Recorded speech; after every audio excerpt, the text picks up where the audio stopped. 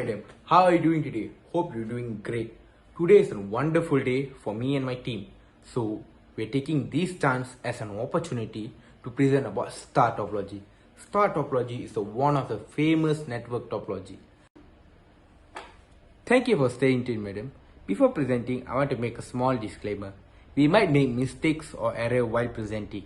Hope you don't mind it, and please forgive us our mistakes. So let's move on.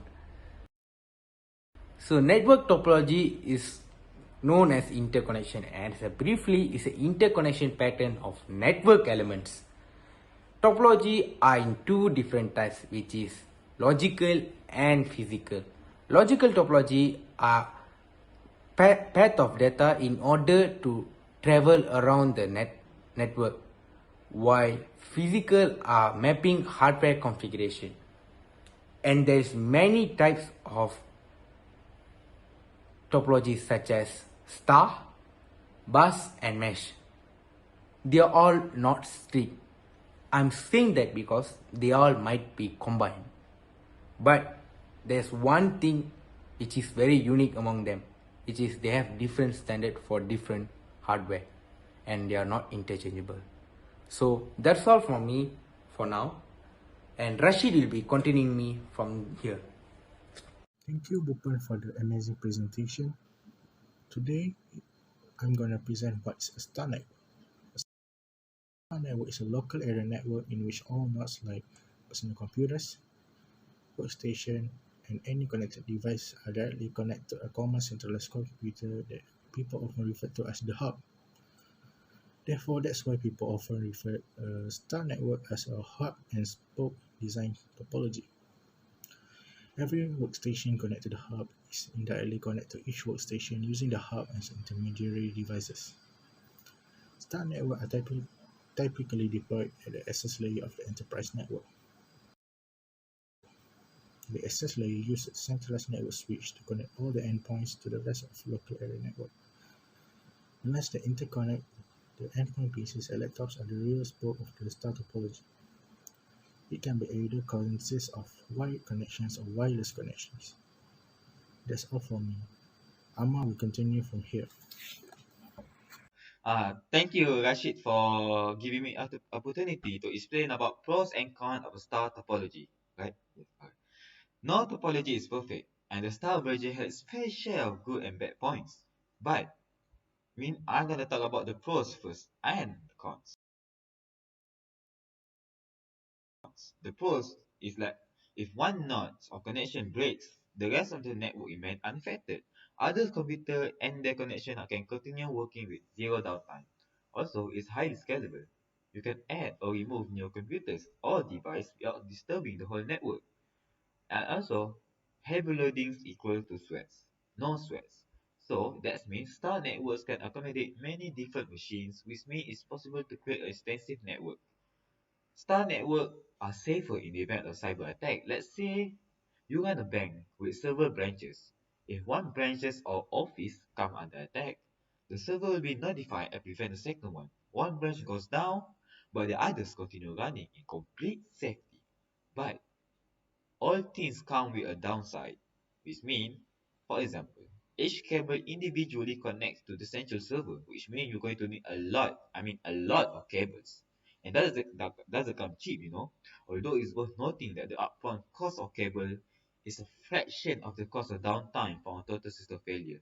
So that means most network designers think this benefit far outweighs the cable cost. The hub is a single point of failure, which means it brings the whole network down if it stops. In reality though, there are only so many machines you can connect it to a central server before you start running out of cable length and ports. One way around this is to design a standard star topology by connecting multiple stars with no central servers in the middle. In this situation, messages from each system are transferred to its star, which transmits it to the core server, then backs out to the star and the destination system. That's all for me. I'm gonna go continue our presentation to Ziauddin. Yeah, yeah. The star network topology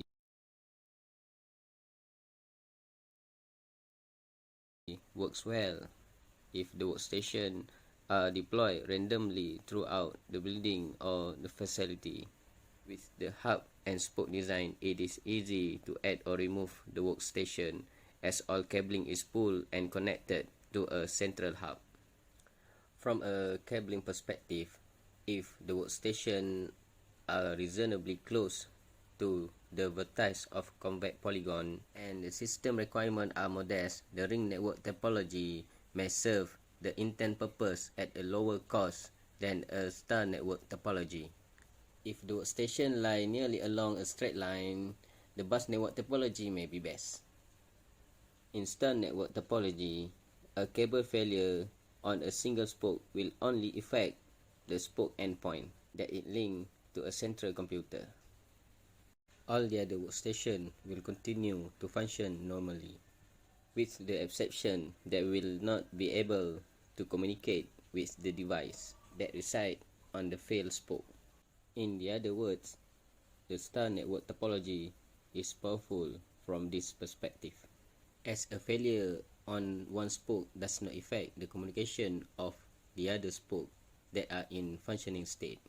However, if the central hub will fail, all the spokes on the star network topology will also fail. If any workstation goes down, none of the other workstations will be affected. Therefore, if a network redundancy required, a mesh network topology may be a preferable option. Oh, I guess I'll be the one explaining how star topology works then. Bear with me. Okay, let's say the first computer want to send an information to another computer. Obviously, the information will be sent to the hub first because that's the hub. But the hub doesn't have the memory of its own, so how the hub decide where to send it? Essentially, the hub will try to find the correct address and send it to the computer with the correct address.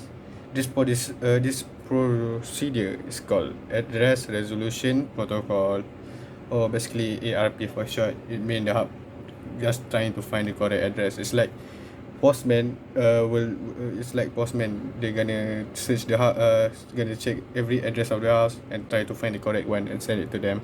That's basically it. In terms of cable, this can be done with internet cable structure, a wireless router, and other component. That's about it really. I guess I will send this back to Bhupen. Bhupen, take it from here, please. Bhupen, thank you. Thank you, Arifat. So, my next subtopic which is I'm going to present is what cables are used in star topology. There are many cables used in many topologies. There are topologies which used two or more type of cables. Star topology are one of those. Star topology normally uses coaxial cables or RJ45 cable. It used depends on the network card the computer is connected. And coaxial cables function is a transmission line for radio signal, while an RJ45 cable's function is main source of transferring data. This also concludes that a star topology is for transmitting line for radio signal and transferring data. So that's all from me, and for the next slide the future Bhuban will be continuing it. Thank you all, Bhuban. So we came to the end of this presentation. There's still left one point, the last and the shortest point among all the points, which is what are the features of the star topology. There are 5 features of the star topology, which is: number 1, all devices are connected to a central hub. If there is 5 or even 10 devices to be connected, all of those will be connected to a single central hub. The single central hub is the main controller for all the 10 devices. Second thing, the second features, which is it's easy to install. Compared to any other topology, star topology is one of the easiest to install, and it's easy for us to present also. The third thing, if any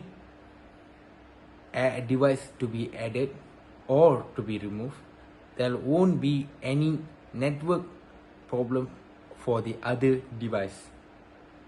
Fourth point, which is if there is any failure on a node, there won't be any problem. Thank you for spending your time with our presentation. Goodbye.